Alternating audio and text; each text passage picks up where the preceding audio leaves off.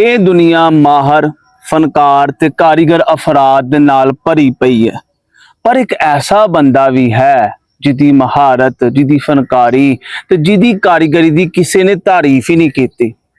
ਉਹ ਬੰਦਾ ਐਸਾ ਕੰਮ ਕਰਦਾ ਕਿ ਮੈਂ ਅੱਜ ਤੱਕ ਕਿਸੇ ਔਰਤ ਨੂੰ ਉਹ ਕੰਮ ਕਰਦੇ ਨਹੀਂ ਵੇਖਿਆ। ਬਿਲਕੁਲ ਸਹੀ, ਮੈਂ ਗੱਲ ਕਰਨ ਡਿਆ ਮੋਚੀ ਜੀ ਦੀ।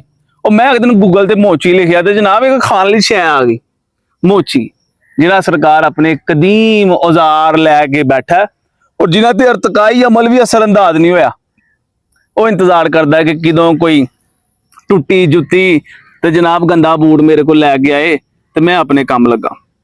ਮੈਂ ਅਗਰ ਮੋਚੀ ਨੂੰ ਜੁੱਤੀਆਂ ਦਾ ਡਾਕਟਰ ਆਖਾਂ ਤੇ ਮੈਨੂੰ ਲੱਗਦਾ ਤੁਹਾਨੂੰ ਕੋਈ ਇਤਰਾਜ਼ ਨਹੀਂ ਹੋਣਾ, ਤੇ ਇਹਨਾਂ ਦੀ ਹੱਟੀ ਨੂੰ ਜੁੱਤੀਆਂ ਦਾ ਹਸਪਤਾਲ ਆਖਾਂ ਤੇ ਗੱਲ ਵੀ ਸਹੀ ਹੈ। ਪਰ ਇਹਨਾਂ ਦੀ ਜਿਹੜੀ ਹੱਟੀ ਹੈ ਇਹ ਵੀ ਸਰਕਾਰੀ ਹਸਪਤਾਲ ਵਾਂਗ ਹੁੰਦੀ ਹੈ, ਜਿੱਥੇ ਇਨਸਾਨ ਆਪਣੀ ਵਾੜੀ ਦਾ ਇੰਤਜ਼ਾਰ ਕਰਦੇ ਕਰਦੇ ਖੱਜਲ ਹੁੰਦਾ, ਉਸ ਤਰ੍ਹਾਂ ਜੁੱਤੀਆਂ ਵੀ ਜਨਾਬ ਉੱਥੇ ਖੱਜਲ ਹੋਣ ਦੀਆਂ ਹੁੰਦੀਆਂ। ਲੇਕਿਨ ਇਹ ਡਾਕਟਰ ਐਸੇ ਡਾਕਟਰ ਨੇ ਜਿਹੜੇ ਬੜੇ ਮਿਹਰਬਾਨ। ਅਗਰ ਮਰੀਜ਼ ਇਹਦੀ ਜੁੱਤੀ ਦੀ ਹਾਲਤ ਜ਼ਿਆਦਾ ਖਰਾਬ ਹੋਏ ਤੇ ਇਹ ਅੱਗੇ ਭੇਜ ਦਿੰਦੇ ਨੇ। ਇਹ ਇੱਕ ਮਿਸਾਲ ਹੈ, ਤੁਸੀਂ ਚੰਗੀ ਜੁੱਤੀ ਪਾ ਕੇ ਤੇ ਫਿਰਨ ਡੇ ਹੋ ਤੇ ਅਚਾਨਕ ਉਹਦੀ ਅੱਡੀ ਟੁੱਟ ਜੇ ਤੇ ਤੁਸੀਂ ਇਸ ਤਰ੍ਹਾਂ ਡੋਲਣ ਲੱਗ ਪਓਗੇ ਜਿਸ ਤਰ੍ਹਾਂ ਜ਼ਰਾਫੇ ਦਾ ਨਿਆਣਾ ਅੱਜ ਹੀ ਪੈਦਾ ਹੋਇਆ, ਉਹ ਨਹੀਂ ਇਸ ਤਰ੍ਹਾਂ ਤੁਰਦਾ, ਤੇ ਤੁਹਾਨੂੰ ਪਰੇਸ਼ਾਨੀ ਵੀ ਬੜੀ ਹੋਏਗੀ। ਲੇਕਿਨ ਉਹ ਸਾਰੀ ਪਰੇਸ਼ਾਨੀ ਫੌਰਨ ਖਤਮ ਹੋ ਜਾਂਦੀ ਜਿਵੇਂ ਤੁਸੀਂ ਜਨਾਬ ਸੜਕ ਦੇ ਕੰਢੇ ਤੇ ਮੋਚੀ ਨੂੰ ਵੇਖਦੇ ਹੋ। ਹੈ ਉਹ ਸਰਕਾਰ ਮੋਚੀ, ਤੁਸੀਂ ਹਿਸਾਬ ਲਾਓਗੇ ਚੰਗਾ ਸੂਟ ਪਾਇਆ ਦਾ ਹੋਇਆ ਹੈ VIP ਤਰੀਕੇ ਨਾਲ ਤੇ ਜੁੱਤੀ ਪਾਈ ਦੇ ਟੁੱਟੇ ਦੀ, ਚੰਗੇ ਲੱਗਾਂਗੇ ਅਸੀਂ।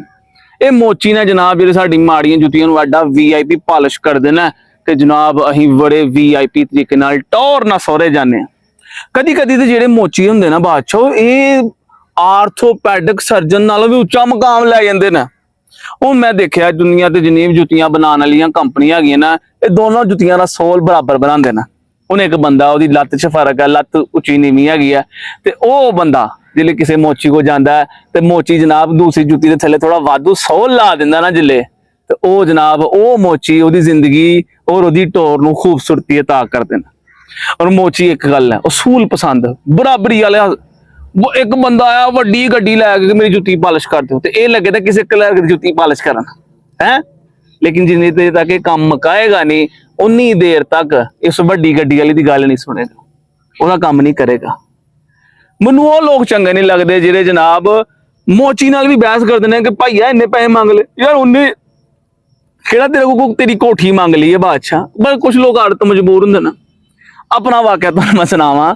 ਉਹ ਇਸ ਤਰ੍ਹਾਂ ਕਿ ਮੈਂ ਲੰਡੇ ਬਾਜ਼ਾਰ ਚ ਜਨਾਬ ਬੜੇ ਚੰਗੇ ਬੂਟ ਲੱਲੇ, ਬੂਟ ਮੈਂ ਘਰ ਲੈ ਗਿਆ VIP ਉਹਨਾਂ ਦਾ ਚਮੜਾ ਹੋਵੇ। ਮੈਂ ਘਰ ਆ ਕੇ ਪਾ ਕੇ ਜਿਹੜੇ ਵੇਖੇ ਨਾ ਜਿਹੜੇ ਘਰ ਆ ਕੇ, ਤਾਂ ਉਹ ਜਨਾਬ ਪਤਾ ਚੱਲਿਆ ਕਿ ਉਹ ਅੱਡੀਆਂ ਜਿਹੜੀਆਂ ਨਾ ਉੱਚੀਆਂ ਨੀਵੀਆਂ ਹੈਗੀਆਂ। ਮੈਂ ਆਪਣੇ ਇਲਾਕੇ ਦੇ ਮਸ਼ਹੂਰ ਮੋਚੀ ਕੋਲ ਲੈ ਗਿਆ ਉਹਨੂੰ। ਉਹਨੇ ਜਨਾਬ ਜਿਹੜੇ ਬੂਟ ਹੱਥ 'ਚ ਫੜੇ ਤੇ ਉਹਨੇ ਵੇਖਦੇ ਕਿਹਾ, ਉਹਨੇ ਕਿਹਾ ਉਹ ਲੰਡੇ ਚੋਂ ਲੈਣ ਹੈ। ਮੈਂ ਕਿਹਾ ਹਾਂਜੀ ਲੰਡੇ ਚੋਂ ਲੈਣ ਹੈ, ਕਿਉਂਕਿ ਉਹਨੇ ਐਡੇ ਵਸੂਕ ਨਾਲ ਆਖਿਆ ਕਿ ਮੇਰੇ ਕੋਲੋਂ ਜਨਾਬ ਮਨਾ ਹੀ ਨਹੀਂ ਕੀਤਾ ਗਿਆ। ਜਿਸ ਤਰ੍ਹਾਂ ਕਈ ਲੋਕ ਹੁੰਦੇ ਨੇ ਕਹਿੰਦੇ ਨੇ ਕਿ ਜਨਾਬ ਅਸੀਂ ਚਿਹਰਾ ਪੜ੍ਹ ਕੇ ਦੱਸ ਦਿੰਦੇ ਆ ਕਿ ਇਹ ਬੰਦਾ ਇੰਝ ਦਾ ਹੈਗਾ। ਉਸ ਤਰ੍ਹਾਂ ਉਹ ਵੀ ਪੂਰੀ ਦਿਹਾੜੀ ਜਨਾਬ ਜੁੱਤੀਆਂ ਨਾਲ ਖੇਡਦੇ ਤੋਂ ਵੀ ਜੁੱਤੀ ਦੇਖਦੇ ਦੱਸ ਦਿੰਦੇ ਕਿ ਇਹ ਜੁੱਤੀ ਇੰਝ ਦੀ ਹੈਗੀ ਆ। ਮੋਚੀ ਸਾਡੇ ਉਹ ਪਿਆਰੇ ਸੱਜਣ ਨੇ ਜਿਨ੍ਹਾਂ ਨੂੰ ਜਨਾਬ ਅੱਜ ਤੱਕ ਨਾ ਕਦੀ ਕਿਸੇ ਅਵਾਰਡ ਸ਼ੋਅ ਤੇ ਬੁਲਾਇਆ ਗਿਆ, ਨਾ ਹੀ ਹਕੂਮਤੀ ਸਤ੍ਹਾ ਤੇ ਕਦੀ ਇਹਨਾਂ ਦੀ ਹੌਸਲਾ ਅਫਜ਼ਾਈ ਕੀਤੀ ਗਈ ਹੈ। ਲੇਕਿਨ ਦੇਖਿਆ ਜਾਏ ਤੇ ਕਿਆ ਕਮਾਲ ਫਨਕਾਰੀ ਹੈ ਯਾਰ। ਚਮੜੇ ਦੇ ਚੰਦ ਟੁਕੜੇ ਲੈ ਕੇ ਤੁਹਾਨੂੰ ਐਡੀ ਖੂਬਸੂਰਤ ਨਫੀਸ ਤੇ ਆਲਾ ਜੁੱਤੀ ਬਣਾ ਦਿੰਦੇ ਨੇ ਕਿ ਜਨਾਬ ਬੰਦੇ ਦਾ ਜੀ ਕਰਦਾ ਹੈ ਕਿ ਵਾਹ ਕਿਆ ਬਾਤ ਹੈ, ਬੰਦੇ ਦੀ ਟੌਰ 'ਚ ਇਜ਼ਾਫਾ ਕਰ ਦਿੰਦੇ ਨੇ। ਉਹ ਮੈਂ ਤੁਹਾਨੂੰ ਆਪਣੀ ਇਮਾਨਦਾਰੀ ਨਾਲ ਇੱਕ ਗੱਲ ਦੱਸਣਾ ਕਿ ਯਾਰ ਦੁਨੀਆ ਤੇ ਜੁੱਤੀਆਂ ਦੇ ਬੜੇ ਬ੍ਰਾਂਡ ਨੇ ਮਸ਼ਹੂਰ, ਜਿਸ ਤਰ੍ਹਾਂ ਉਹ ਐਡੀਡਸ ਹੈ, ਪੂਮਾ ਹੈ, ਨਾਈਕੀ ਹੈ, ਸਕੈਚਰਸ ਨੇ ਵਗੈਰਾ ਵਗੈਰਾ ਕੁਝ ਵੀ। ਤੇ ਯਾਰ ਸਾਨੂੰ ਨਹੀਂ ਪਤਾ ਕਿ ਉਹ ਕਿਹੜੇ ਮੋਚੀ ਨੇ ਜਿਹੜੇ ਆ ਜੁੱਤੀਆਂ ਬਣਾਉਂਦੇ ਨੇ। ਅਗਲੀ ਵਾਰੀ ਜਿਲੇ ਕਦੀ ਵੀ ਤੁਸੀਂ ਜਨਾਬ ਮੋਚੀ ਦੁਕਾਨ ਦੇ ਅੱਗੋਂ ਲੰਘੋ ਤੇ ਇੱਕ ਵਾਰੀ ਮੁਹੱਬਤ ਨਾਲ ਉਹਦੇ ਵੱਲ ਜ਼ਰੂਰ ਵੇਖਣਾ ਔਰ ਕਹਿਣਾ ਕਿ ਇਹ ਉਹ ਬੰਦਾ ਹੈ ਜਿਹੜੇ ਸਾਡੇ ਪੈਰਾਂ ਨੂੰ ਮਹਿਫੂਜ਼ ਤੇ ਖੂਬਸੂਰਤ ਬਣਾਉਂਦੇ ਨੇ। ਕਿ ਬੰਦਾ ਕਹਿੰਦਾ ਅੱਛੀ ਜੁੱਤੀ ਪਾ ਕੇ ਨਾ ਦਿਲ 'ਚ ਕਹਿੰਦਾ ਨਹੀਂ ਮੈਂ ਉੱਡੀ ਉੱਡੀ ਜਾਵਾਂ ਹਵਾ ਦੇ ਨਾਲ। ਲੇਕਿਨ ਇੱਕ ਗੱਲ ਹੈ ਸੱਜਣਾ, ਅਗਰ ਮਹਿੰਗੀ ਜੁੱਤੀ ਪਾ ਕੇ ਵੀ ਜਨਾਬ ਤੁਸੀਂ ਬੁਰੇ ਰਸਤਿਆਂ ਤੇ ਤੁਰਨਾ ਨਾ ਤੇ ਫਿਰ ਤੁਸੀਂ ਨੰਗੇ ਪੈਰੀ ਫਿਰ ਹੱਸਦੇ ਵਸਦੇ ਰਹੋ ਯਾਰ।